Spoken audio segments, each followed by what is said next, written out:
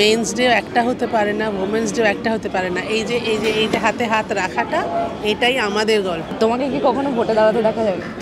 একদম দাঁড়াতে দেখা যাবে না।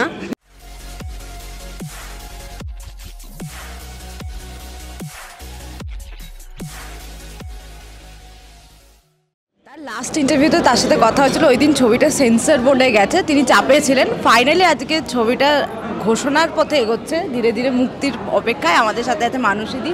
প্রথম ছবি, প্রথম অনুভূতি, সব কিছু প্রথম, কি বলুন? প্রথম মারাত্মক টেনশন, প্রথম মারাত্মক নার্ভাসনেস, এবং প্রথম মারাত্মক ঘাড়ে এতখানি দায়িত্ব নেওয়া, এবং আবার নতুন করে রিয়ালাইজ করা যে পুরো ইন্ডাস্ট্রি আসলে একটা ফ্যামিলি।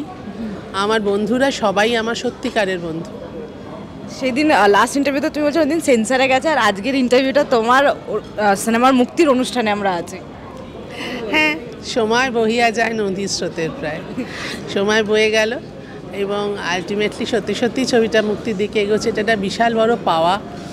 আজকে ধাগা প্রোডাকশন এবং সুভাষ বেরা, এই মানে শুভঙ্কর ফ্রম ধাগা প্রোডাকশন এবং সুভাষ বেরা, এই দুজন মানুষ না থাকলে এটা হতো না। আমার সমস্ত টেকনিশিয়ান বন্ধুরা এবং আমার সমস্ত কলিগরা, আমার সিনিয়র কলিগরা, তারা আমার পাশে না থাকলে হতো না। শ্রীকান্ত দা, জয়তী, লগ্ন এবং বাকি যারা গান গেয়েছে, সুমিত গান লিখে দিয়েছে, খরাজ নিজে গান গেয়েছে, আমাদের বলো অনিন্দ শহরের, সে নিজের লেখা গান, সুর করা গান তার লিপে এই ছবিতে আছে, এবং আরও কত ছোট ছোট বাচ্চারা গান গেয়েছে এখানে। আলাপ গেয়েছে, মনস্বিতা গেয়েছে, কাজল গেয়েছে, মেঘা গেয়েছে। কত ভালোবেসে সবাই কাজটা করেছে, প্রাঞ্জল অসম্ভব মন দিয়ে মিউজিকটা করেছে। তো এতগুলো ভালোবাসা সেখানে, সেটার একটা পজিটিভ ভাইবস থাকবে না, তা তো হতে পারে না। এই যে প্রথম প্রথম অনুভূতি, এটা কেমন লাগে? মানুষ যদি প্রথম অভিনয় করার মতন ছিল না, এটা প্রথমবার ডিরেক্ট করার যে অনুভূতি, সেটা কীরকম?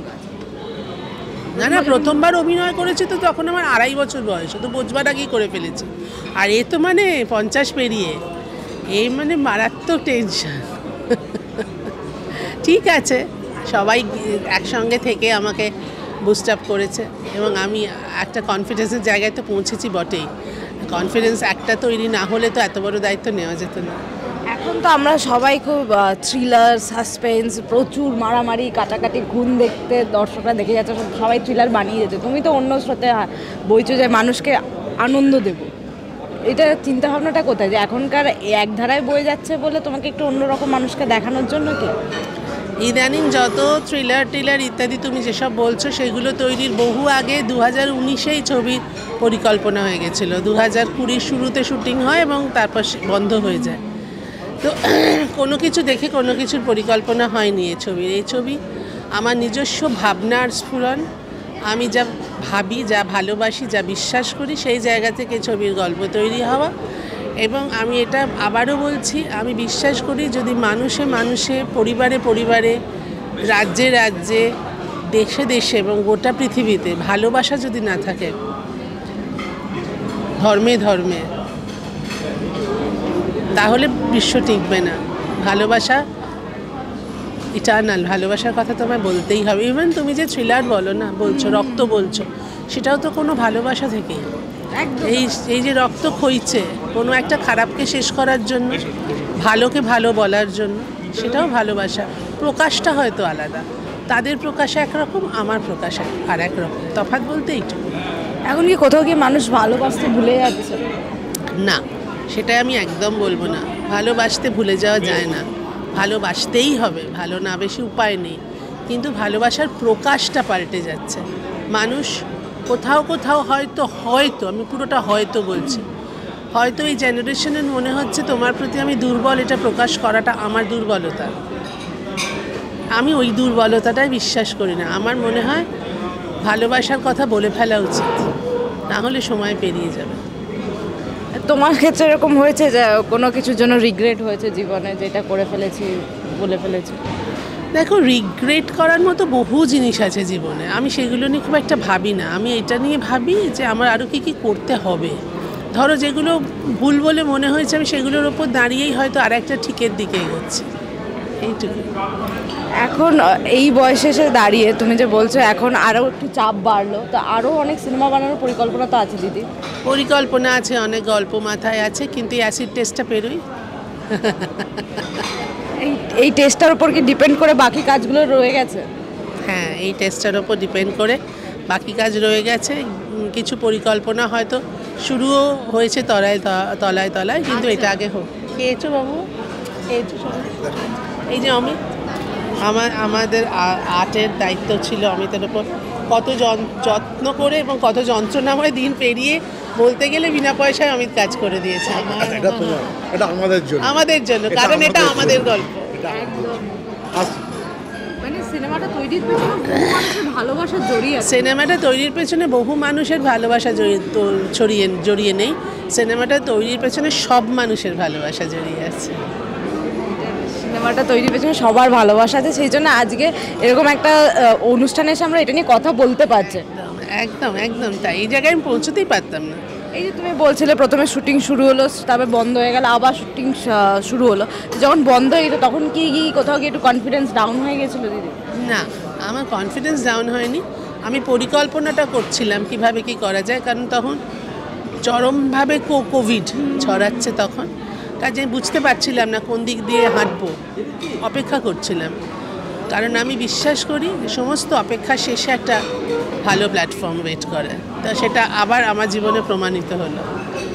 আর তার সাথে কি এখন কি ধারাবাহিক থেকে একটু বিরতি নিয়েছো না ভালো চরিত্রের জন্য অপেক্ষা? না না, আমি ধারাবাহিক থেকে বিরতি নিইনি। ধারাবাহিক এখন আমায় ডাকছে না, তাদের হয়তো মনে হচ্ছে এই মুহূর্তে মানসিক আমাদের দরকার নেই, যখন দরকার হবে তারা আমায় ঠিক ডাকবে, আমি জানি। আর আমিও লাফিয়ে চলে যাব, কারণ ধারাবাহিক আমাকে না ডাকলে ওটা তো আমার চাকরি না করলে তো পয়সা আসবে না। তো আমি জানি সবসময় তো আমাদের করার মতো রোল হয়তো নেই এখন, তাই তারা ডাকছে না। চরিত্র থাকলে নিশ্চয়ই ডাকবে আমাকে। সমস্ত চ্যানেলে সব মানুষজন খুব ভালোবাসেন, আমি জানি, আমি বিশ্বাস করি সেই ভালোবাসা। তারা ঠিক ডাকবেন আমার মতো চরিত্র এলে। তোমার যারা কাছের মানুষজন আছেন তারা দেখেছে না, তোমার কলিগরা দেখেছে ট্রেলার বা গান শুনিয়েছো? এই তো এখন সবাই শুনলো, দেখলো। আমি আরও কয়েকজনকে শুনিয়েছি, ফেসবুকে দিয়েছি, সবাই বলেছেন কবে আসছে। তো এটাই আমার কাছে খুব পাওনা। তারিন আছে বাংলাদেশের প্রচুর দর্শক আমার সঙ্গে যোগাযোগ করেন। বাংলাদেশের গৌতম অভিনয় করেছে, গৌতম সাহা, অনেকেই আমার সঙ্গে যোগাযোগ করছেন যে কবে দেখবো দিদি। এইগুলোই তো পাওনা। মানুষ যদি তুমি কোনো ধরো মেয়েদেরকে নিয়ে কথা বলবে, মেয়েদের স্ট্রাগল বা মেয়েদের চিন্তা ভাবনা, তুমিও তো একটা ফেস পেরিয়েছো স্ট্রাগলে, সবাই সব ক্ষেত্রে ফেরোয়, এরকম নিয়ে কোনোদিনও তোমার ভাবনা চিন্তা আছে? আসলে আমি মানুষকে নিয়ে কথা বলতে ভালোবাসি, ছেলে মেয়ে আলাদা করতে আলাদায় বিশ্বাস করি না। আমি মেট্রোর সংরক্ষিত মেয়েদের জন্য সংরক্ষিত সিটে বিশ্বাস করি না। আমি মনে করি সংরক্ষণটা বয়স্ক মানুষদের জন্য থাকা উচিত, মেয়েদের জন্য নয়। আর আমি বিশ্বাস করি যে একজন মেয়ে সবার আগে একজন মানুষ। এইটা যতদিন না মানুষ বিশ্বাস করতে শুরু করবে, ততদিন ওই মেয়েদের নিয়ে কি করছো এই প্রশ্নটা উঠতে থাকবে। আর যখন মানুষ বিশ্বাস করতে আরম্ভ করবে যে ছেলে এবং মেয়ে মিলিয়ে ওই মনুষ্য জাতি, তখন আর ওই প্রশ্নটা আলাদা করে উঠবে না যে মেয়েদের জন্য কি ভাবছো, তুমি মেয়ে যেহেতু। তখন প্রশ্নটা এটাই হবে যে তুমি মানুষের জন্য কি ভাবছো। তুমি তাহলে এইসব ডেতে বিশ্বাসী না? ওমেন্স ডে মাদার্স ডে একদিনে হয়, বাকি 364 দিন তাহলে কাদের? একদম এইভাবেই তুমি মানে তুমিও এই ফিলোসফিতেই বিশ্বাসী? তো নিশ্চয়ই কারোর কোনো দিন আলাদা করে কিছু হয় না বাবা, সবার সব দিন।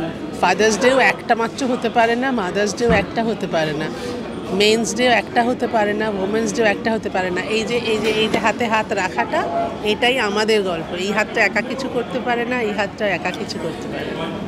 একদম। মানুষ যদি একটা সিনেমার বাইরে গিয়ে প্রশ্ন করি, তোমাকে কি কখনো ভোটে দাঁড়াতে দেখা যাবে? একদম দাঁড়াতে দেখা যাবে না, তার কারণ আমি রাজনীতি কিছু বুঝি না। আমি শুধু একটা পন্থায় বিশ্বাস করি, সেটা বামপন্থা। এবং বামপন্থাকে কাজে লাগিয়ে যে মানুষগুলো নিজেদের বামপন্থী বলে অন্যায় করেন, সেই মানুষগুলোকে একই রকমভাবে ঘৃণা করি। আর আমি শুধু বামপন্থায় বিশ্বাস করি। আমি বিশ্বাস করি একদিন মানুষ রিয়ালাইজ করবে যে এটা আমাদের গল্প, আমার গল্প নয়।